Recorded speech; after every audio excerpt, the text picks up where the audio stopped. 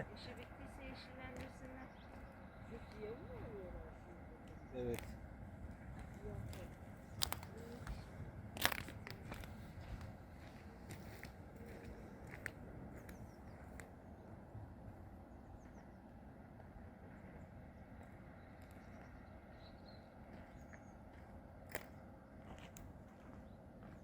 Ben diyorum bu kadar şey alıp alacağına başka bir alternatif düşünsenize. Yani